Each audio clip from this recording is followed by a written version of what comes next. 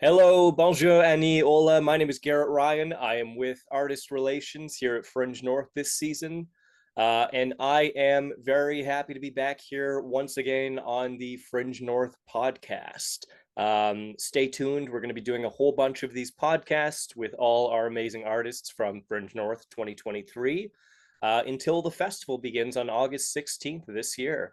I am really excited to be here, joined today by Brian. I'll get you to introduce yourself.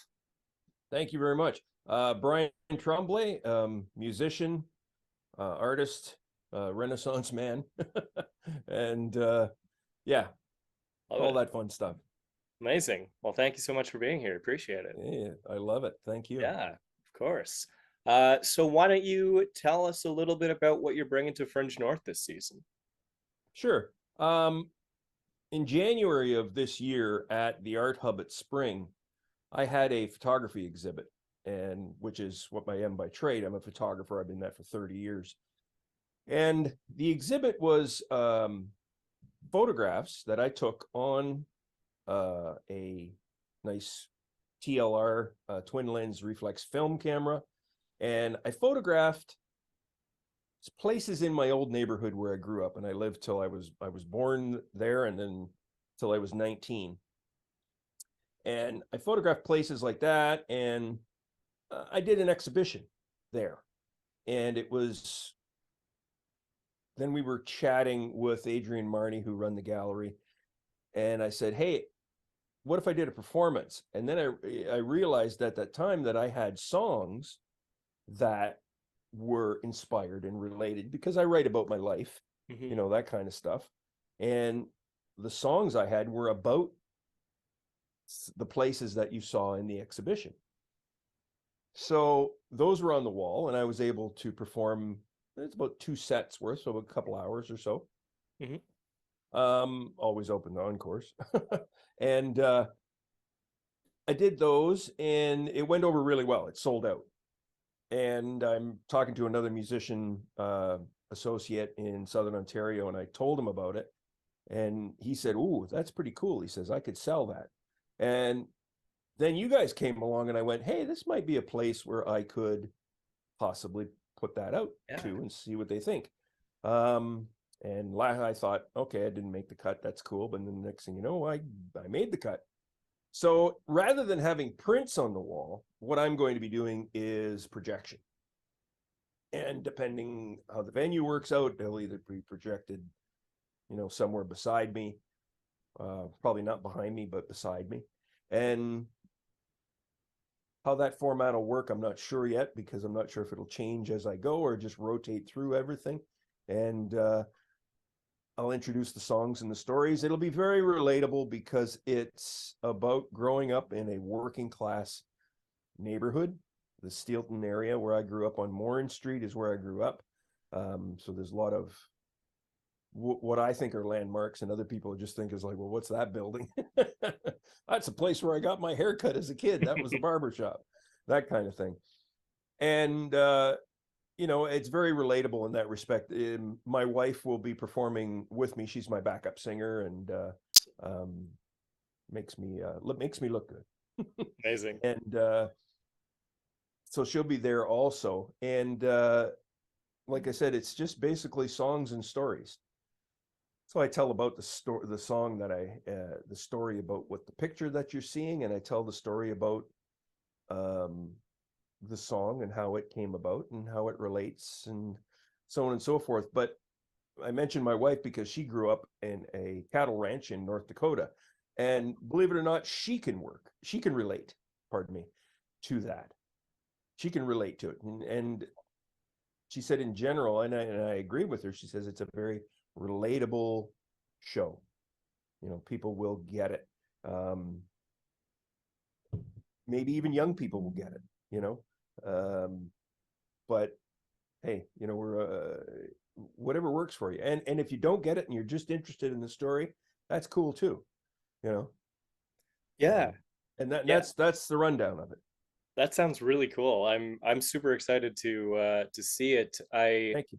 I'm not from the Sioux, but I grew up in Northern Ontario in a working class family, so I hope, even if I can't relate to the landmarks and stuff, I'm sure I will be able to Mhm. relate to the ideas and things.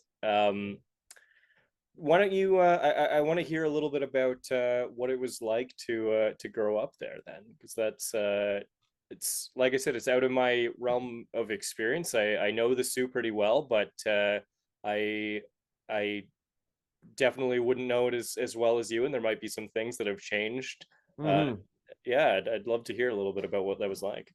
Well, I'm 61 years old, and you look back on it now, and now I look back on it with extreme fondness. Makes me smile. Um, Realize really what good time I had there and how good I had it there. I really did. So all you young folks that are just bemoaning the fact that, oh, my parents are this and everything else, trust me, 40 years down the road, 30 maybe sooner, I hope sooner, you will turn around and look back on that portion in your life and go, damn, that was really a great place to be at that time. And Steelton neighborhood, where I was at, I mean, it was a different world. Mhm. I remember talking to somebody much younger, maybe around your age, and they said, how come there were so many churches in the area? And I said, well, that's because at one time it was Sault Ste. Marie. Oh, pardon me for banging on that. Sault Ste. Marie, Steelton, um, uh, Prince, Bayview, and each was, especially of course James Street. That was its own entity, was its own Right. city, and they had their own churches, they had their own communities, they had their own halls, they had fire departments, the whole deal. But the amalgamation happened, and the world changed, I guess, for lack of a Yeah. better word. I mean, within 2 blocks walking distance, you could go to a Catholic grade school, a French grade school, Mhm. or a separate school. Yeah. We call them separate schools, the Goma District School Board, Mhm. you know. So there was that. My high school, Lakeway, was, a little farther walk. My entertainment was close by. I could go and ride my bike or walk to Gore Street to the Princess Theater. That Mhm. was that was another thing. I mean, it was fantastic. I mean, I walked down half a block, I made a left on Bloor Street, I walked straight down North Street, and there I am at Gore Street, and I'm at the theater. Yeah. You know, um, going, and I know you probably hear these from your grandparents and that, and in my day, but just to give you a perspective, I remember going to Saturday afternoon matinees to go see Bruce Lee movies. Cool. That's where I saw Enter the Dragon at the Princess Theater. 75 cents. Wow. That got me in. That got me 2 movies, popcorn, pop, candy. That's fun. I know. It's nuts. Um, so yeah, we had that. And, my father was a steel plant worker. And there's songs in the show about my father or inspired by my father. There's songs in the show inspired by my mother. There's songs in the show inspired by my son, who wasn't around at that time, but it does take you through a complete growth Mhm. from me to my son, you know, Yeah. and that kind of stuff. And now my grandson, you know, so which is really cool. But yeah, growing up in that neighborhood was idyllic. It was Yeah. idyllic. My neighbor, we used to, go around and knock on the neighbor's door. Hi, can Ray come out to play? Hey, is Richie coming? Can Richie come out? I don't even, now you have play dates, Yeah. you know, we had hockey tournaments in the street, Oh yeah. you know, um, and it was just one of those things. And there's all kinds of songs that relate to everything I'm telling you in there, all done with the biggest love that you wouldn't believe. Yeah.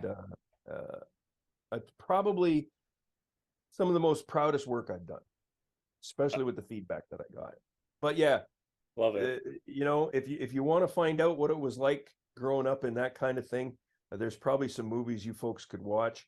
Um, if you want to look for a soundtrack, watch the movie Almost Famous. Oh Um, yeah, yeah, love if that you movie. want to, if you want to see, it doesn't have nothing to do with Canada. It's in Texas, but Dazed and Confused. Yep. You know, that was what we.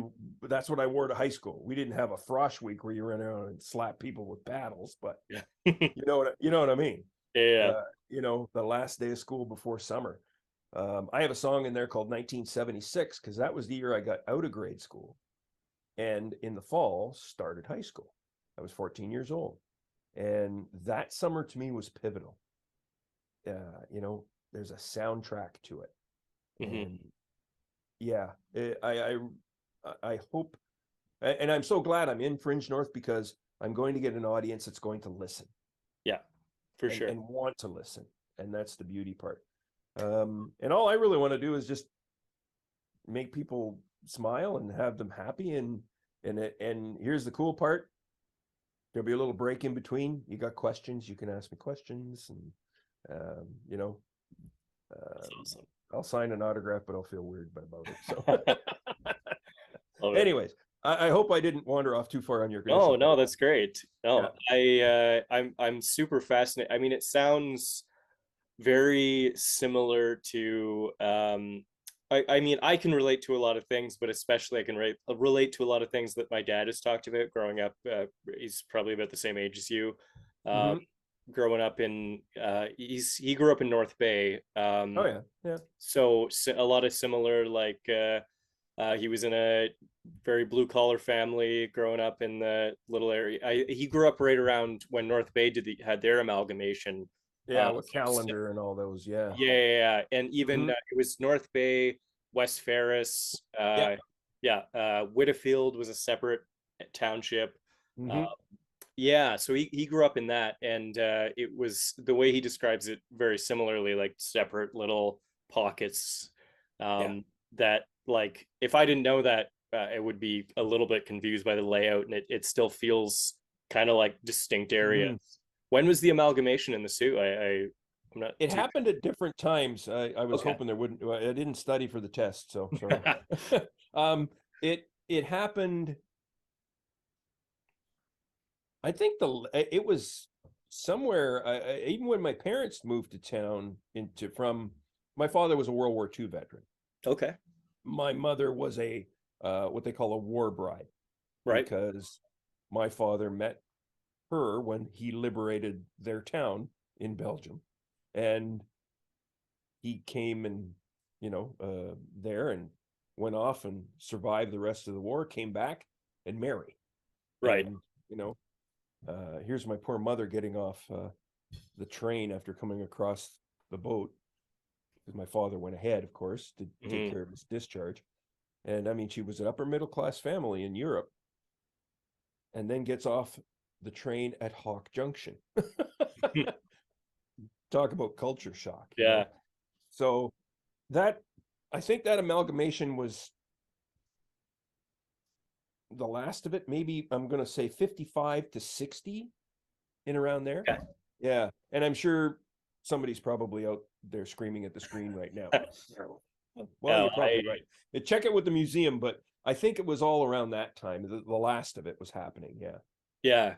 Yeah. Yeah, I'm not too sure. I think North Bay, I'm gonna say was like 68. I think it was Oh around. wow. Eh? So it Yeah. was similar-ish time, like in that Mhm. span of a few decades. Yeah. Um, Sudbury was, I know, well, Greater Sudbury is more recent, but I think some of the smaller areas there were amalgamating around that time too. Yeah. That's about it. Yeah. Yeah, yeah. So. I, Mhm. I feel like I'm a little bit on the cusp of like the end of what you're talking about growing up in those areas because I can relate to a lot of things like I didn't grow up with the same access to like social media and that technology in that way. So I was similar, like I'd have to go to the friends' houses and knock on the door and we'd get a big group of kids. Yeah, playing street hockey and things like that. And yeah, you're right. It's I go back home and I don't see that anymore. It's Mhm. unfortunate. I Yeah. I Well, don't I know mean, how, it, it's a lack of something. There's something missing there. yeah. And I guess you could say, and without saying it, that the show is a statement about what happened to Right. community. You know, Yeah. that it disappeared somewhat. Yeah. You know, like I said again, schools, stores, the corner. We called it. We just it probably had a name, but those it was just always known to us as the corner store, Hmm. and it was just down my street, down Bloor Street, and was on the corner of Bloor and John. And right now there's just an apartment building there, but that closed just recently, and the store used to be in the front. And that's where we went, man. That's what supplied us with all that sugar Yeah. and pop that we used to drink all the Mhm. time, kind of thing. Um, the grocery store that's down in Steelton called now it's called RJ's, Okay. RJ's Market. It was a red and white Okay. grocery store, and my mother would send me to the red and white. You know, go pick me up some milk or make me up some bread or something or whatever she Yeah. needed. And then there was always something in there. Yeah, pick yourself up a candy bar or whatever. Hmm. Ta-da, that kind of thing. Or go to the corner store and get me something. Hop on your bike and Yeah. away you go, kind of thing. So but you think about the fact that there was all those schools and there was all that entertainment and everything close by, Hmm. and then you know the out migration started. The Yeah. kids disappeared. The schools closed down. That's why we have a few, so many Yeah. schools amalgamated now. And it's just changed. I mean, you know it as well as anybody else does. I've never driven down the street and saw kids playing road hockey. No. No, I mean, if I did, I'd probably pull over and just start cheering them on, Yeah. that kind of stuff. Um, and you don't see kids walking to school anymore. They get bused to school. Hmm. If there's a few that walk, I'm sure. Um, Sitting on the front steps in the summertime when it was still just getting dark at 10 o'clock, you Yeah. know, and you'd sit and shoot the breeze with your buddies and, you know, uh, play hide and seek at night. That was Yeah. just so fun. Oh yeah. Yeah. Yeah. But all those interactions, they disappeared, Hmm. you know. Then people started getting out of Dodge and now we have this community that I always think we live arm's length from Yeah. each other, you know. So I hope it brings back some nostalgia for folks. Yeah. I think it will. Just based on the way you're describing it, I think I'm getting nostalgia just hearing about it. Cool. I'm not from the same era as you, but like Yeah. we can still connect in that way. Yeah. Yeah, for sure. I yeah, it's it's so weird to see. Have you ever lived anywhere else outside? Did you ever leave or? Well, sad to say, no, never did. I went away to school for one semester when I was 18. Right. Um, and that's one thing about coming from a really comfortable neighborhood and stuff like that. I couldn't do it. Yeah. I wasn't mature enough. I'll admit it. I mean, I'm an open book. I'll admit it. I wasn't mature enough. Um, it really got to me, and I think I probably had a bit of a breakdown. Right. I didn't know that at the time. I mean, because back then, it's like my wife who is a teacher. She doesn't work as a teacher, but she got her bachelor's of arts. She's got her advanced qualifications and Right. all kinds of things, special ed being one of them. And just to show you the different times, I was horrible at school. Mm. I had bad with math and the whole deal. And the way I learn, and she's noticing that just being with me for half my life, that she notices how I process things and how I figure things out. And, and she said, bottom line, she goes, look, I've taken the courses, for school. You would have you had a learning disability. I don't know what it was, but you would have had an IEP. You would have you would have Right. got extra time. That test anxiety that I would have panic attacks. But that was just all it was you're not applying yourself. You're Yeah. not working hard enough, you're distracted, and he's not applying himself. That was always that stupid comment they made. Hmm. And so you start, when you look back, you also learn things about yourself. And hindsight is truly 2020. And I am living proof of that. Hmm. I have no problem admitting, God, I was stupid, and what a little punk I was. You know what I mean? Yeah. So It's good to be able to have that level of yeah, self-awareness. I but think if yeah, people say they weren't like that at any point in their lives, then I yeah. don't Then they're lying. then they're Yeah, lying. Yeah, but exactly. back to your question. No, I never did leave, and that was about as far as I've gone. Have I traveled some? A little bit, thanks to my wife. I've gotten to see a little bit. Nice. Um, and but no, I never left. So I can speak with when I am how should I put it? When I'm tough on Sault Ste. Marie. Yeah, I'm tough on Sault Ste. Marie because I know what it was and I know what it could be. And unfortunately, I think it's things like the internet that just killed it. yeah, You know, because now we're not just comparing ourselves to other cities. Now we're really looking on there and going, ah, you know. yeah, So, yeah, anyways, for sure. back to you. Yeah, no, I was just I was curious.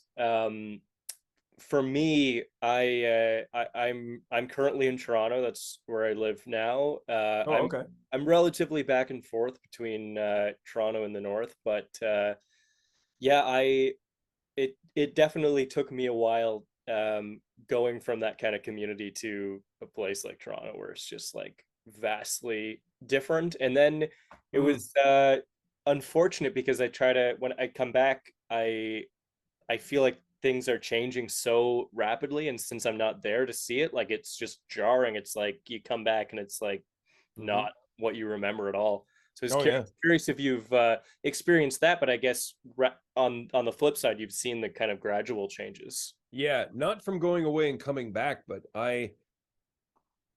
again, when you get older, it's a wonderful thing because it makes you look back and go, you know, yeah, I don't necessarily agree with the direction it's going in. And I think we've lost focus of who we are and what we're doing here. Yeah. Mm-hmm. And do you think so for context, because this is something I'm very interested in, I wrote my master's thesis on um, theater, using theater and arts practices to kind of bring back that community in Northern Ontario.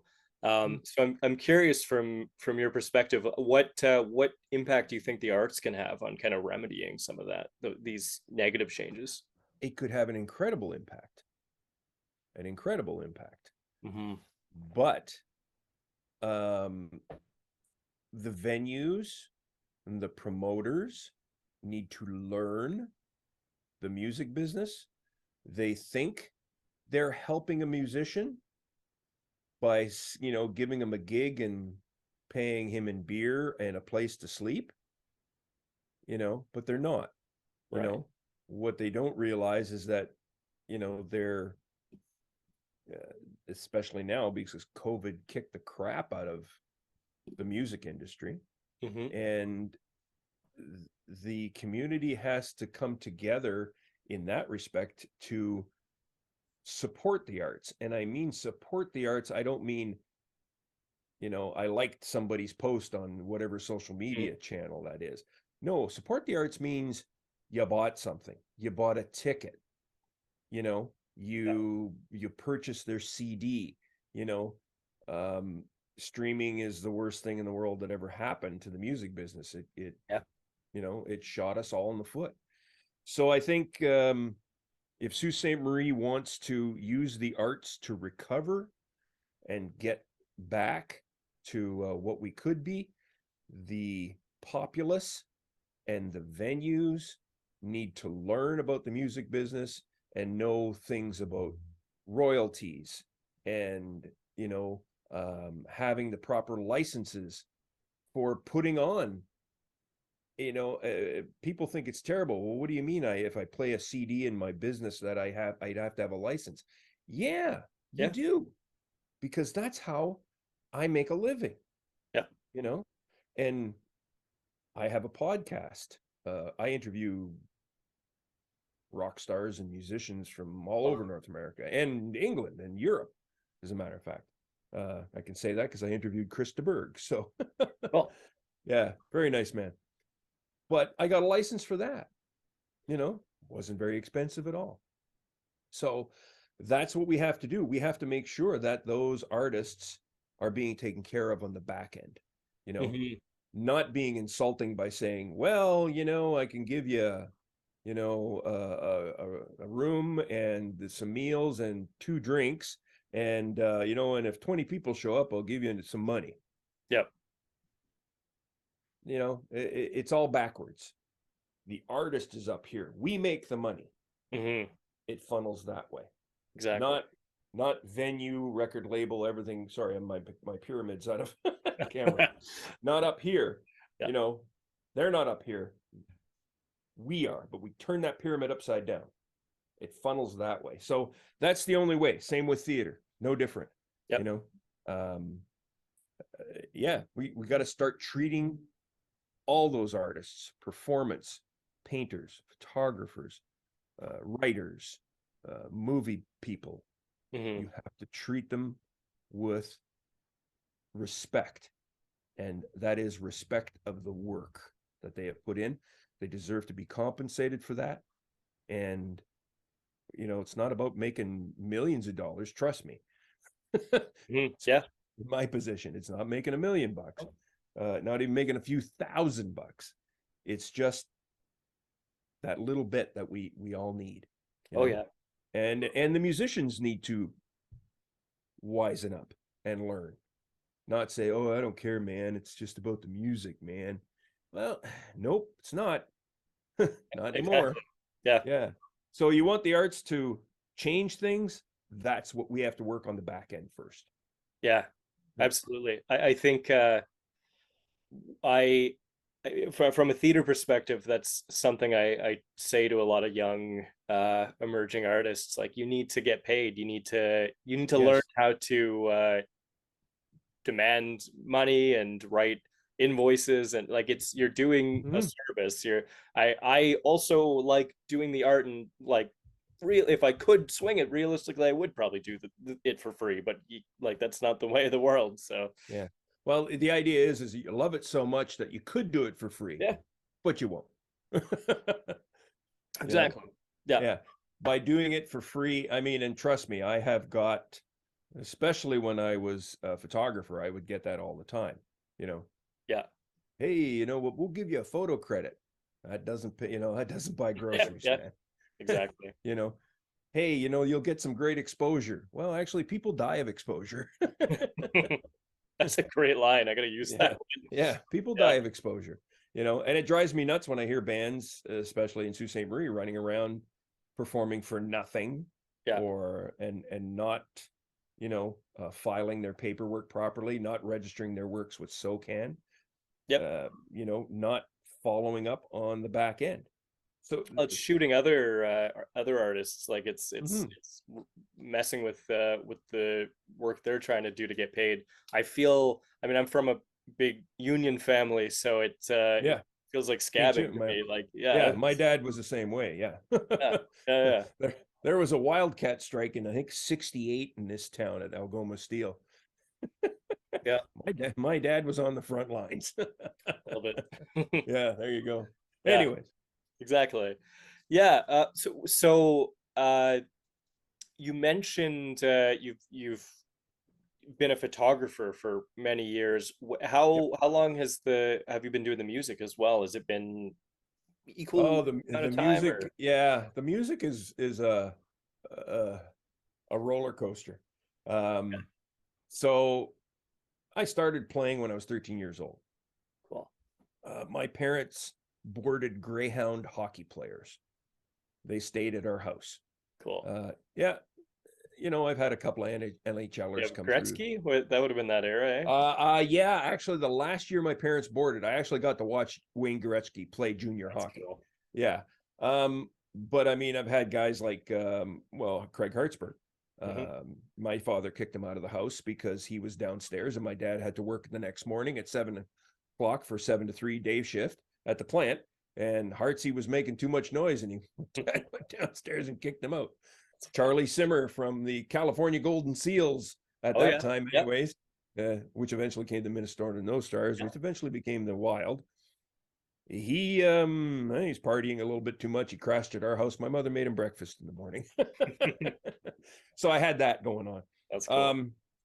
Sorry, I was trying to think where I got I went off a track here. I got to remember So where your history in music. Oh yeah, right. But we had a Greyhound player, and he taught me how to play guitar. Cool. He had a Gibson SG, had a really cool Fender amp. He used to play along to BB King records, and I was just taken. I would watch him and just stare at him. And my parents bought me a guitar, and that's what I started. Cool. I had a band in high school. We were called Teddy and the Bears. It was an Elvis impersonation 50s music band. Cool. It was a blast. And then I had another bands in high school and so on and so forth. And then suffered a injury in high school. I fell into the orchestra pit, which is now the Tech. That's where I went. And I broke both my wrists and a concussion. And I have one wrist that doesn't work properly. It's about I can't turn my palm flat up. Right. So I didn't play for a while. And then I finally went back at it, and I tried, and then I got back into it, and I played for a bit. And I would always, I guess I'm not a competitive person. The only one I compete with is myself. Right. So if I feel I'm not getting it fast enough, I get disappointed in myself and I drop it. But I always went back. So that went on and on, play bars, play this, play that, play bars, whatever, stopped for a while. Tried writing music. That was 2008 to 2010. I wasn't happy because nothing was happening with it. So I dropped it. Then it came back. And then in 2013, tried the old bar circuit again. And you get a little bit too old for that. And then it's like, I'm not coming home at 3 o'clock in the morning anymore. Yeah. So I dropped that. And then 2013 is when I dropped it. And I came back in 2020, just as COVID was ramping up. And I started writing again. And I started playing again. And here we are. Love it. There you go. That's the story of the music. So it's been on and off for a long time. I probably could have been a lot better if I had stuck with it, but I didn't. And here I am. Cool. Well, you're here. Exactly. You did it. So, yeah. Play within my parameters and try not to be something I'm not, and away you go. Amazing. Yeah. Thank you. So just noticing the time, I know we should be wrapping up, but I wanted to end, and this is how I have been ending the podcast with the other artists as well. So cool. I would love to hear, aside from this whole conversation we've had, what is your quick way that you would sell someone on coming to see your show? Why should someone come see your piece at the festival this season? You having a bad day? Are you having a bad month? Are you having a bad year? Come and see this, because we're going to leave all that outside, and I'm going to bring you on a journey, and you're going to smile. You'll probably cry. You'll probably laugh. And you're going to hear some great stories, and you're not even going to think about what you're going to come away from, is you're going to thinking about all the great things that you're going to think about that happened to you, that might stimulate. Oh, I remember when that happened. I did that too. And you'll come out of it in a better spirits than what you did when you went in. How's that? Love it. That's perfect. That's great. You sold me. I'll be there. Okay. That's great. You'll have at least me. No, it's gonna be great. Yeah. I'll play to 1. I'll play to 100. I don't care. Perfect. I feel the same way. Yeah. Great. Is there anywhere people can find you on social media or anything like that? Yeah. My website is briantmusic.com. I'm on Twitter. Unfortunately, somebody else had Brian T Music. Oh, So Twitter is Brian T Songs, Instagram is Brian T Songs. And where else am I? And Facebook, it's Brian Tremblay Music. You'll see my page there. oh, Yeah, and you know what? Stop in, say hi. There's I have a new single out that was released in May 19th, and it's called Wine, Whiskey, and Weed. perfect. There's the other thing. You come to that show, we're gonna have a sing-along at the end. And that's going to be the last song of the night. And that's available. I'm also available. Just search my name on Spotify, all the streaming services. I'm there, and buy a song or stream it, and I'll get my 0.000034 cents. Yeah. Fantastic. Yeah. There you go. Sorry, I'll throw one more thing in there just to give people an idea of how much money we make as musicians. Yeah, I'm curious. 12 singles I released in 2 years. You know how much royalties I have? $6.62 as of today. Wow. It's wild. Yeah. Well, that's not anybody's fault but the streaming services and the algorithms. Yeah. And if you can't beat the algorithm, then you're struggling. Yeah. Yeah. So yeah, just a thought. Well, there we go. We'll come out, everyone listening, come out and support Brian. We'll surpass the streaming royalties, hopefully with ticket sales. I would hope. Guaranteed. You buy a T-shirt, it's more profitable for me. Exactly. There we go. Awesome. All right. Thanks so much for being here, and thank you so much, everyone, for tuning in. Merci, miigwech, gracias. And just a reminder that Fringe North 2023 will be from August 16th to the 20th. You can check out our website and social media channels in the description below for more information about the festival.